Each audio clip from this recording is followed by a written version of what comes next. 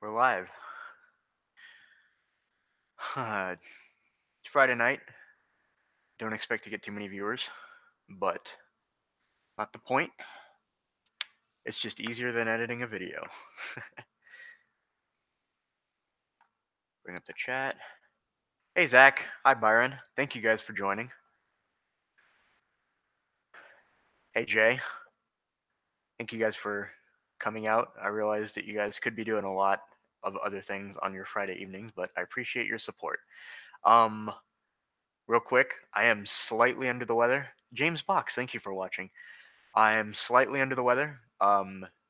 The cold Pennsylvania air is getting to me. Green Ninja, thank you for joining. Um, Hopefully, it doesn't sound. I don't sound too bad though. Um, but this is just gonna be kind of a quick live stream, kind of a checking in kind of thing. Just real chill and easy. And Rowan, thank you for joining. Hey, Kale. Plenty of people already. Welcome to the party, everyone. This is gonna be a pretty chill live stream. Probably not too long.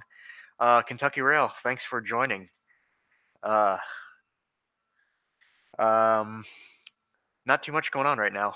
Um, Kind of been in a rut this past week with the hobby with Lego and everything else, but that's why I think it's the perfect time to push record or push go live and chill out for a little while. Check in with you guys, and I'm probably not going to do any building at all, but I've got stuff that I can talk about for just a little bit. This is probably not going to be like a 30-minute stream or something like that. Chase and Nicholas, thank you guys both for joining. Hey Zach, how's it going, buddy? Um, right now, I was just before streaming looking at um, International Car Company wide vision caboose um, diagrams. If I can go over here and screen share for a moment, which I need to use the. Okay, sorry, I've done this before, I promise. 1 second. There we go. Share screen. Okay, so I've been looking up wide vision caboose diagrams from International Car Company. This is one of them. This is Northern Pacific specifically. Um, so, well, I guess I should start from the beginning.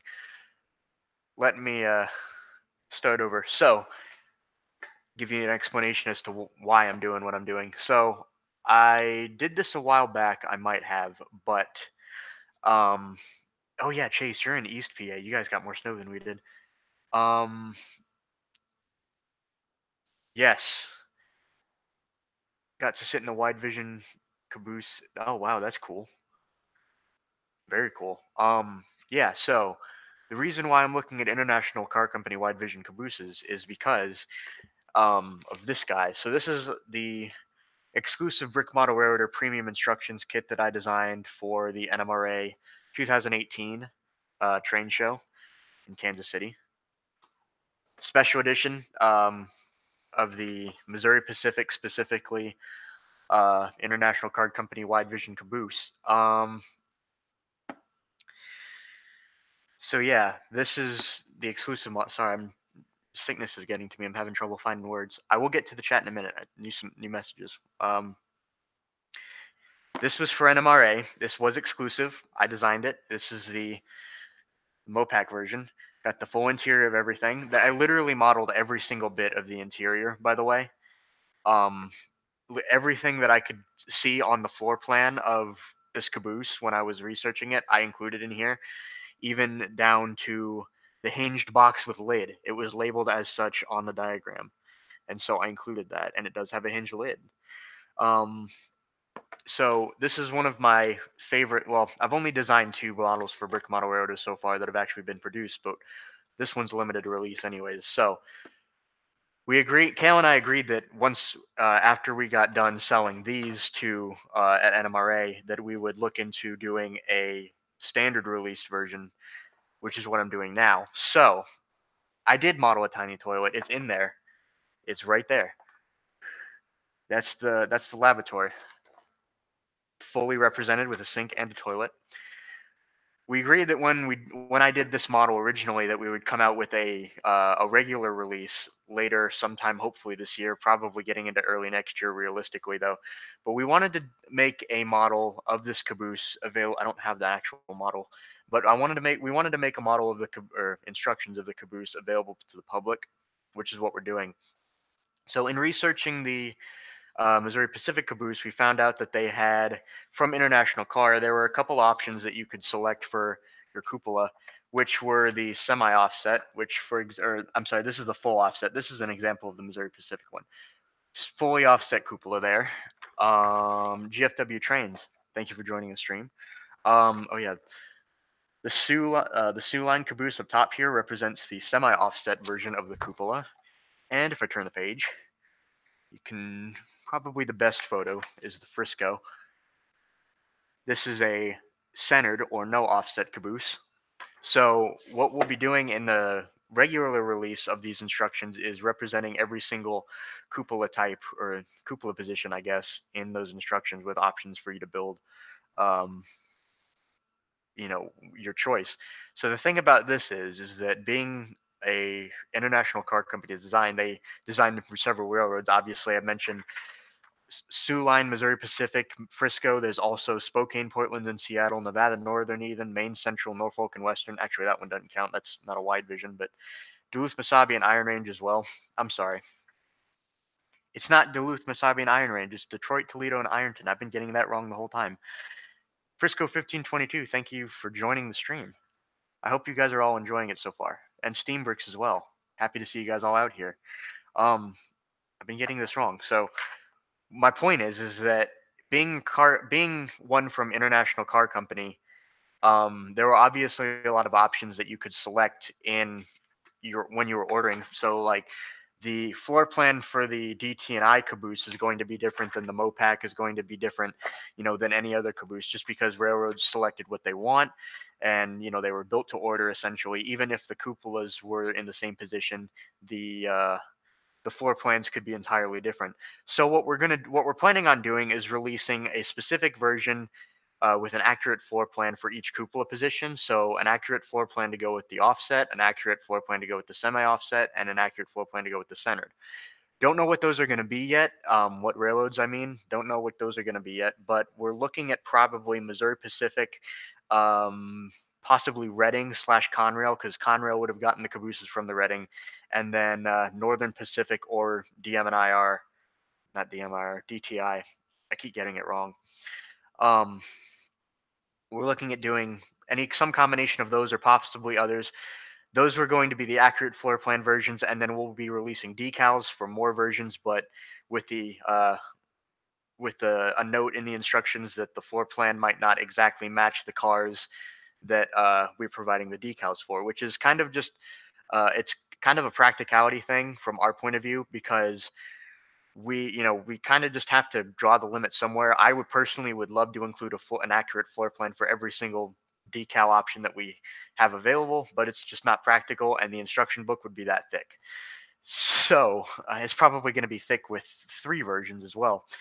So we're just kind of just going to have to bite the bullet on that one, and then just go forth with the, I guess, fantasy floor plans. But at some point, you can change it on your own if you want to, or you can just accept it like we are. It's just one of those things. It's kind of unfortunate being a detail nut that I am, but it's the way it is sometimes. Anyways, so I'm looking up ATSF. Yes, ATSF did actually have them. I did find a diagram, but it doesn't have a floor plan. So we could do the ATSF decals for them. CSX I don't think has any. It's too early of a caboose. They were building these in the early 70s. Getting to the chat now. Um, Kentucky Rail, is Brickmania going to? Yeah, so I'm not going to speak too much on that because they haven't released as much information on that. But uh, I guess it would be kind of safe to assume. I mean, I know the answer, but it's not really up to me to say yet. They haven't made an official announcement, so I'm not going to say anything. It's completely up to them. Norfolk and Western did have them, Steam Bricks, but it wasn't the wide vision version, which is what we're releasing. So sorry about that. We have the Norfolk and Western version decals for our our northeastern style caboose. Um, let's see. Did L&N have any? Not that I know of from this book. Haven't researched it, but I don't see them in here.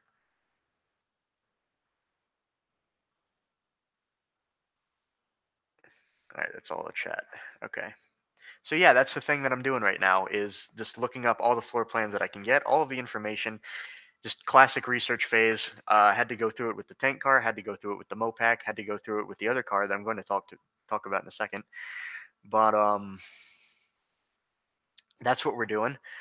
So I can show you now the couple of nice resources that I've just found online. This is the ATSF one, which is kind of nice because it shows the stenciling diagrams. This is the centered cupola, directly centered in the car. You can tell by the paneling there. You can see the even paneling. By the way, the non-Mopac version of the car will use paneling and will actually have the correct number of panels, which is super cool, if you ask me. Anyway, so this will be nice when we get to doing our decals. So an ATSF version of the car would look pretty sweet. Also, I found one for the. Let me bring up the chat again just to make sure you guys are. Jay, I'll get to that in a second. Sorry. Um, this is the Northern Pacific version. This is all easily accessible online, by the way. So this is not, I don't retain any rights to this information. But this is the Northern Pacific caboose version. This has the semi-offset cupola. This, along with the DMIR, I'm sorry, I get that wrong every time. Dadgummit, I'm sorry. The DT&I caboose, they were both semi-offset. You can tell again by the paneling. The fully offset would be back here somewhere. And so this is nice because it comes with the floor plan, so I can model that accurately. It looks like this is very similar to the DTI version. I got it right that time. Um, looks very similar. So we'll see how similar they are, and we'll take that as it comes. But yeah, that's the Northern Pacific version. I know Spokane, Portland, and Seattle had them as well. So I'm looking at this. I'm looking at this book, but it's kind of expensive, so I'm not sure if I want to buy it yet. But I'll see about that later. And also, I know the Reading had some, so I've emailed the Reading Company Technical and Historical Society about it just now. So I'm going to. Oh yeah, this is the same drawing. I think it's the same exact drawing. I'm pretty sure, anyways. If not, very similar. Both ATSF cars. Yeah, I think they're almost identical. Anyways, so yeah, I emailed the Reading Technical and Historical. I'm tripping over my words. Reading Technical and Historical Society about their cabooses as well. So now I'm gonna stop screen sharing. Uh, Jay asked in the chat what book I was holding. So this is actually a Model Railroader issue. This is June 1974 of Model Railroader. It's actually a pretty sweet issue. It goes into full detail of the DT&I cabooses that they ordered from International Car and placed into service in mid 1973. So Jay, you'll probably want to pick one of these up because I know that's right in your home territory. Um, Kale, what would you suggest for building a Lego steam locomotive? That's another book in itself. um, Mopac Caboose Toyota Expansion Pack Volume 2. Good one. The doors will not be functional, unfortunately. Statically modeled doors, but they look pretty good. Um, yeah, anyways, so that's what's going on there. In the midst of that right now, finding all the information that I can. Luckily, I found the Northern Pacific version because that gives me another legitimate decal option. Obviously, I have the DT&I. Both of those, like I said, are going to be the semi-offset versions of the cupolas. The Mopac version I know is going to be correct. It's already completely done, but we're not going to be releasing the Screaming Eagle decals that we did release in the NMRA version. We're going to do the Buzzsaw logo instead. But the book's basically done. That'll be easy. Got a lot of history for that as well. So the Missouri Pacific version is going to be great right off the bat. And like I said, there's plenty of other options in here for other cars, but it's just we have to draw the line somewhere at the accuracy. So we're trying to pick and choose which ones we produce accurate floor plans for. But anyways, that takes care of the caboose. I'm working on that again finally, which is very nice. Moving on from that, this is just kind of an update thing, by the way. So um, hopefully, and it won't be too long, like I said, partly because I'm sick and partly because I'm gonna run out of things to talk about at some point.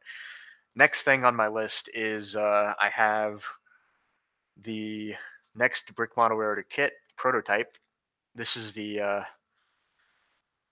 Thrall Car Company 60-foot bulkhead flat car designed by me. This isn't the official version yet. This is the test build that I did.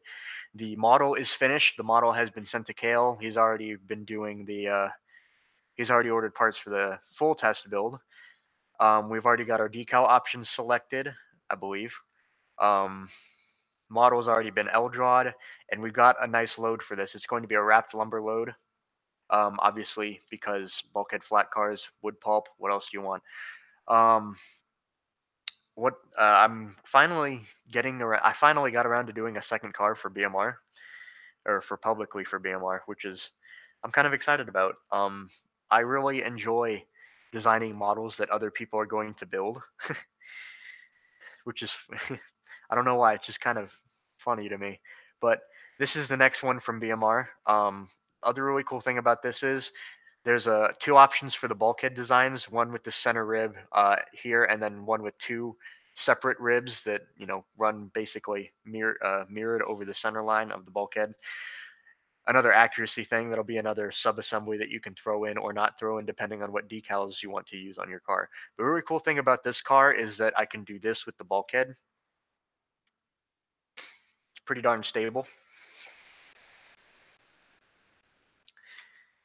I'm pretty proud of that. So that's coming down the pipeline. Hopefully very soon. We're trying to do a dual release with the bulkhead flat car and a 50-foot box car, both of which are a little bit more in the modern era. Of course, modern to BMR is like anything past 1965, but you know what I mean. More in the modern, definitely post Steam era or transition era, even at that. But we're trying to do a dual release of that car plus a 50-foot box car, which will be really nice. I'm really excited about that. We just unfortunately hit a snag with finding as far as finding good diagrams of the box cars goes, but we have some stuff we can work with. It's just a matter of kind of doing it because it's going to take a little bit longer. Diagrams are obviously the easiest thing that we could ever hope to find. So that's that. The other really cool thing about that is that we're going to be releasing a completely new product alongside those both of those cars, which is really cool. Something I'm really proud of and something that I've really been working on personally myself. I see Dawson has joined. Thank you for joining, by the way. It's not a railbox car. We'll find other decals, but railbox we haven't considered railbox yet. I'm not sure if they used any, but I could be mistaken. Anyways, so this new product is something that I've been working on a lot, or kind of just been doing it entirely from conception to production and final production. So, but this is something a really cool nerdy detail that I've been looking forward to having um, on any car, or looking forward to being able to do. And so now that we have the ability, I'm proud to say that we're going to have spinning bearings that are able to be assembled on our cars. This is a printed bearing pattern, one by one round tile. So as it rolls down the track, the bearing will spin. You can get, obviously it's the same. This is just our standard truck design basically. So that's coming from us. They'll be available separately, and we'll also be including them in the boxes for the bulkhead and the 50-foot box car. I'm really excited about that. It's such a nerdy detail, but it's so cool. It's one of those things that's really eye-catching and something that you don't really notice right off the bat, but you roll the car a little bit and you go, "Hey, check that out." So that's really exciting. We are definitely getting these made. It's just a matter of I need to finish up the packaging for it. They're being printed by our friends in Arkansas, so it's really nice of them to be able to take up that opportunity for us. So I'm really excited about that. It's going to be really cool. Like I said, they will be available separately for those people who want to buy more of them in packs of 8, and they will be included, I should say, in the kits the more modern kits they're doing where applicable. So far, it's just going to be the bulkhead and the 50-foot boxcar. We'll look into more as well. Obviously, it's just that's what we're doing for now. Let me get back to the chat. Mention those railbox ones. Nick, thank you for watching. Hope you can make it back. If we use decals from current railroads, do we have to pay them for the rights? Well, we haven't done any yet. I did email Reading and Northern about usage for some stuff of theirs. Um, they said it was not a problem. So obviously, we want to be on the good sides of all of them because so when we end up doing stuff like that, we will email as we need to. The rest of it is usually not an issue because it's a fallen flag or whatever else. So that's usually not an issue. I think I had one more thing to talk about, but oops, sorry about that. My Facebook chat message is going off. I think. Yeah, it is. Sorry about that. Yeah, most railroads are pretty lenient, but we want to be do our due diligence and make sure that we're not stepping on toes. So that's what happens. I think I had something else, but I can't remember. I guess I can say this, a little bit unrelated, but if you're interested in the BMR locomotive, we actually made progress on this week. I didn't, but Kale did. But we've got it on our hot list again. It's we are making progress with it, making very good progress. So that's very exciting. Can't go into too many details, obviously, but we got it back into full working order. It's working better than ever before. Really exciting stuff. I'm excited about it. Kayla's excited about it. You should be excited about it too. I know we've talked about it for what feels like forever and a day, but we are getting there. It's just we need to take the time to make sure that we're doing this right the first time. It's one of those things where it's just you cannot allow yourself to go wrong with stuff like that. Um, which ends up being a lot of effort. It's why we haven't been just cranking stuff out recently, but it is why we are giving as much attention to detail as we reasonably can. Um, it's literally some of the reasons why our stuff takes a lot longer is because we try to put in as much detail as we can and make sure that, like I said, we do our due diligence and say, hey, look, we got this detail, and this detail. This is an accurate model. Just one of the ways that we are, but I hope you guys appreciate it, and I certainly wouldn't want it any other way. I technically have started another locomotive. Technically, it's only a few parts, not much, but technically it's there. I've still got my J1 sitting on my desk over there. I made the video on that recently. If you want to go back and watch it, it kind of a painful video to make just because the J1 still doesn't work. But anyways, it's the way it is. Um, but yeah, I did technically start on a new engine.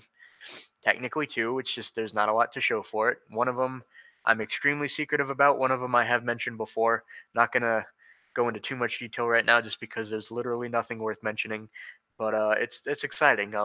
I mentioned earlier that I was in a little bit of a building rut, but it's doing that and now finding more information on the wide vision cabooses is helping to get me out of that. So that's really exciting and a really nice thing. Kel says we had a lot of other projects get in the way of the locomotive, but those are out of the way now. That is true.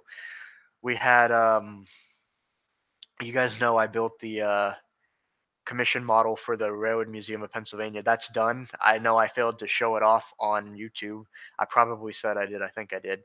But that's completed now. That's been sent off to my contact at the museum. We're finalizing the details with that. So that's taken care of. That's been on my personal side.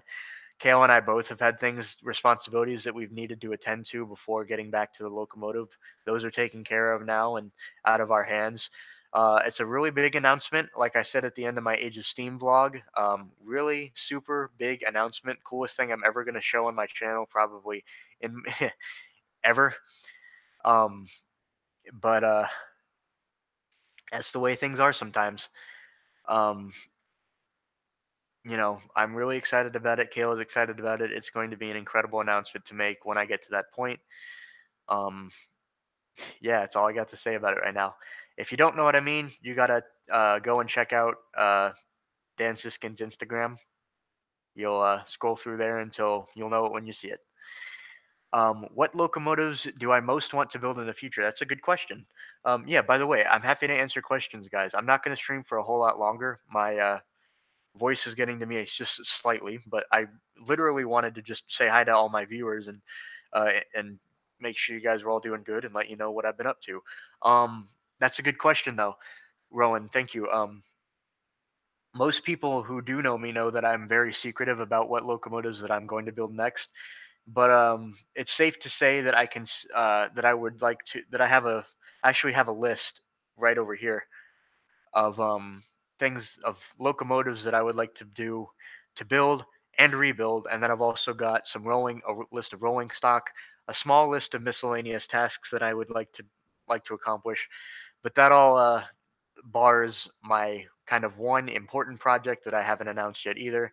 I've got a lot of projects I know, and I probably just appear to just be doing a lot of talk. But I promise you guys, I have been busy with other things that I've been making progress wherever I can. It's just a lot of it I just don't feel comfortable with showing it off yet. So that's that. But you asked what locomotives I most want to build in the future. As I said, I have a list of locomotives that I would like to rebuild. On that list are my Crusader. I definitely feel like I need to rebuild my Crusader. Um, excuse me. I've definitely felt like I need to rebuild my Crusader for about a year now, probably longer than that. We have the double XL size drive wheels available now. There's a lot of other things that I can do, a lot of other techniques that I can use to produce what I feel will be a more accurate model, and I'm really excited about that.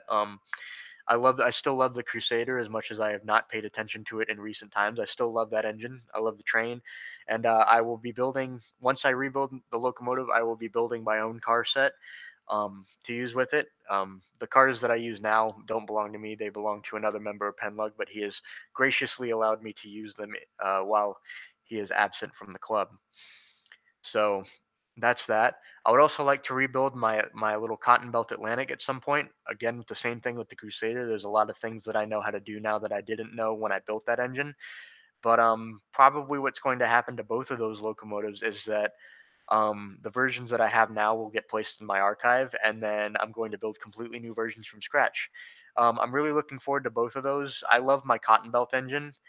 Um, it's Beside probably besides my Crusader, it's the best running locomotive that I've built now. It just kind of take it out of the box, do a little bit of reassembly, which is natural, and it just off it goes, which is really nice. Even though it took a little bit to get it to that point, I still love that engine.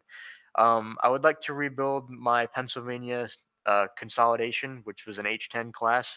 This is a way back, a little ways back, and I never did a I don't think I showed it in a lot of videos, but I did build a Pennsylvania H10 class consolidation locomotive, and I did actually letter it number 7688, which is at the museum in Strasbourg.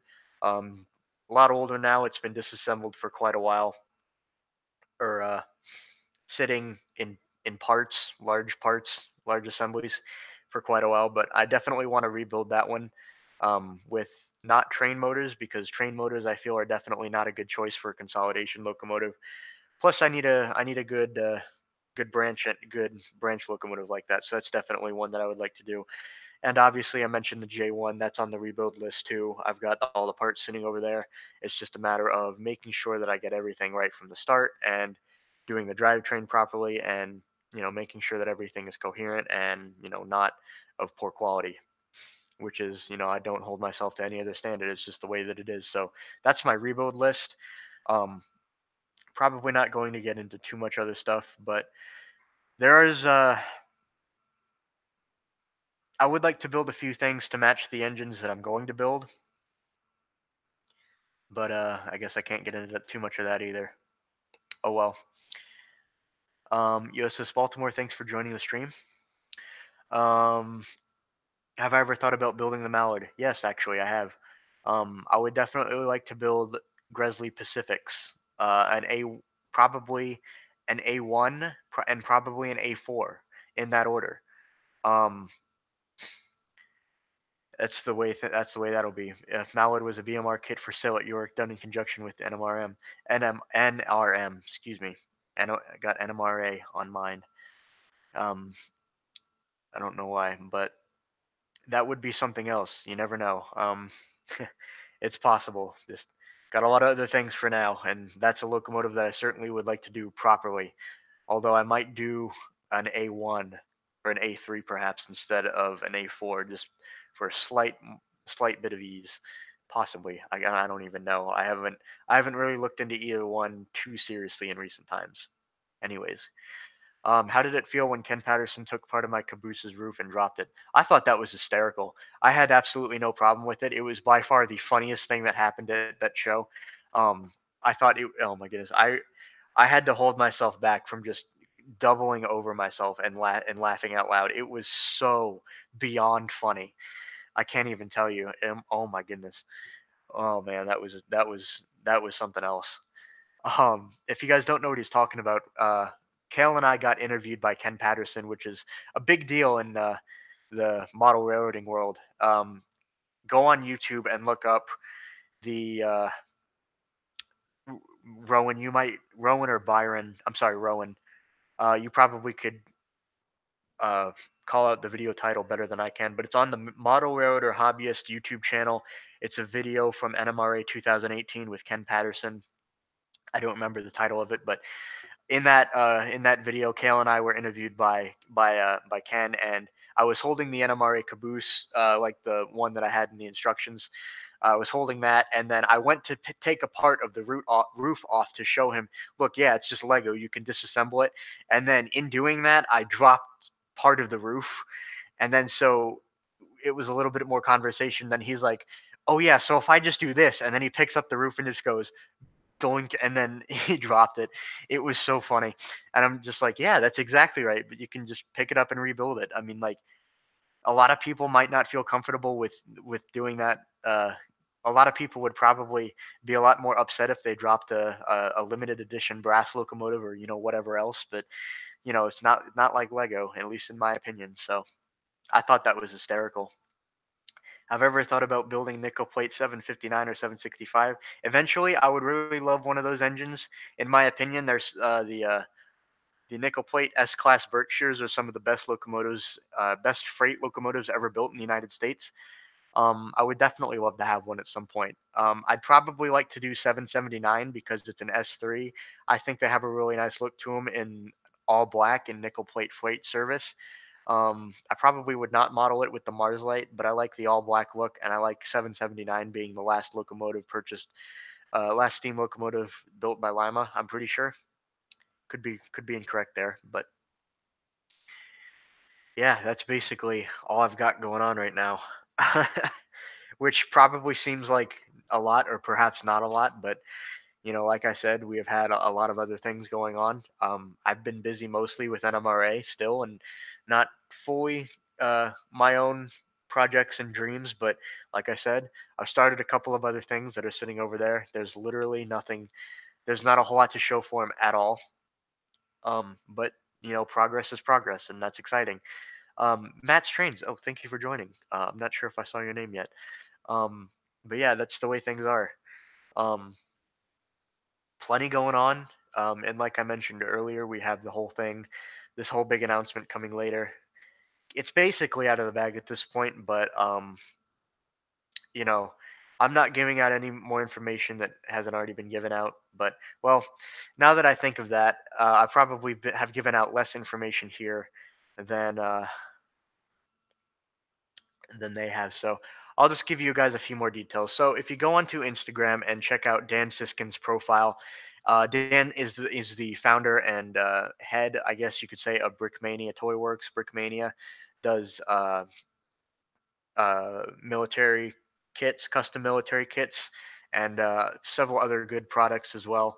They're an incredible company. I love Brickmania a lot.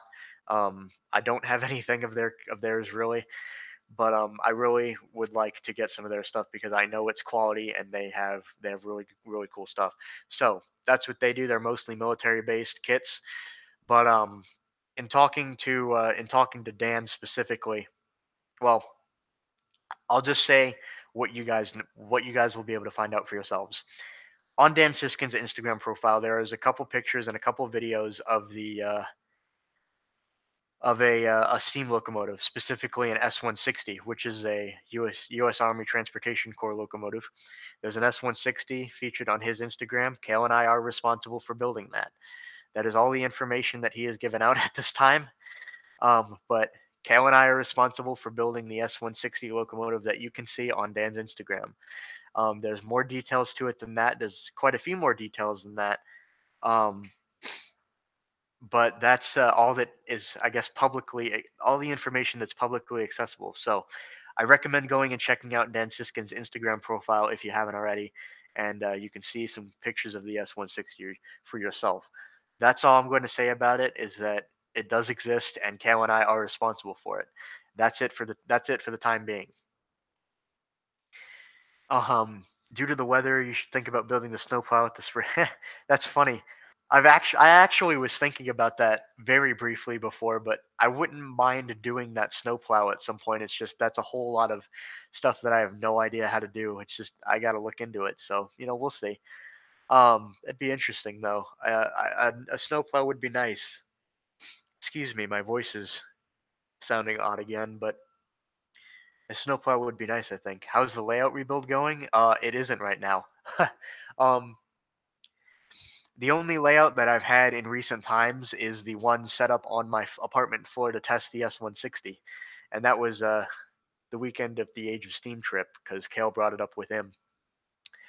That's the only layout that I've had. That's all cleaned up by now, of course. But I am going to be building another layout at some point. I did the live stream of while I was taking down my old layout, which is I guess my original layout. But I will be building another one. It's going to be entirely different, and it's going to be an accurate representation of what I am the subject of it. Can't get. I'm not going to give out any more information than that. Like I said, secretive, and I generally feel like I am more happy posting and announcing things once I have something legitimate to show for it. Which obviously something like a layout that's going to take a lot longer, a lot more time, effort, resources, money. But it's just the way it is right now. But yeah, I will be doing a layout. I will be doing a new layout, and it will be awesome. I can tell you that for sure. Rowan, what do you mean by dimensions? Favorite for Northern? Oh, there's so many. It's hard to beat. Um, it's hard to beat a Norfolk and Western J class. I really like the J class. A lot of people think that they're ugly, which I can understand why you would think that, but I really like them. Norfolk and I have such a soft spot for Norfolk and Western Steam. Being a mechanical engineer, they were some of the best ones, some of the best ones in my opinion. Um, Norfolk and Western locomotives were some of the best locomotives in my opinion. They had a lot of really interesting case studies in steam. So I would say that's definitely one of them. I've grown to really appreciate the daylight, the obviously or the GS4s. I guess that's another very good one. On a similar note, um, I've done a light amount of research on the Cotton Belt class of Northerns, which is an L1. Those got a really nice look to them. Um, I can't think of too many others right now, but yeah, there's plenty of good Northerns out there. It's one of surprisingly, it's one of the. I guess it's mainly because they're big locomotives and they do really well in excursion service. But there's a fair amount of Northerns still around. I guess that's part of the reason why. Anyways, I guess I'm gonna wrap up the stream, guys. My voice is kind of going again, so I gotta be mindful of that. And it's been about an hour, anyways. Um, I didn't really mean to stream that long, but I hope you guys are enjoying it, anyways. um, it's not been an hour; it's been like 40 minutes, but I definitely don't want to stream for too long because it's I am feeling not quite too well, but I really appreciate you guys for coming out and showing your support in the stream. Very much appreciated. Um, Hopefully you guys enjoyed the kind of update of everything. There will be more coming. Obviously, we've got so much going on behind the scenes. It's just we can't. We have to get that stuff done before we can show everything off. But that takes care of all the updates, guys. I do hope you enjoyed. I will leave the stream up if you join late and would like to watch the whole thing. I always do that just for the people who do join late. So there you go. You guys know what I'm up to now. If you have any other questions, feel free to contact me privately. Probably the best way to do that for the public. Sorry, my Facebook is going off again. Best way to do that is probably finding me on Instagram. You can find me. My handle is at Emperor of the North Pole. You can find me on Instagram. I don't give out other social media that I'm on because that's the only social media that I'm on as a Lego personality. I guess you could. I hate that title, but I guess that's what it is at some point. um, Feel free to talk to me there. Feel free to follow me on Instagram because I do post slightly more frequently than I do to YouTube. It's a little bit easier, obviously. And that's all I have for now, guys. Thank you very much for watching once again. I do appreciate the support. I literally just felt like streaming, even though I don't feel that great. I wanted to stream and say hi to you guys, just because I wanted and give you guys an update because I feel that you guys would be interested in knowing what's been going on with me recently. So hope you did enjoy. Hope you didn't. I hope you enjoyed the Age of Steam vlog, by the way, and the layout vlog as well. Um, those were Age of Steam specifically, or especially, was a really fun time. Glad you guys enjoyed. I'm gonna leave it there for now. I'm gonna go take some throat medicine or something, and I'll talk to you guys later. Thanks again for watching. I'll leave it there for now.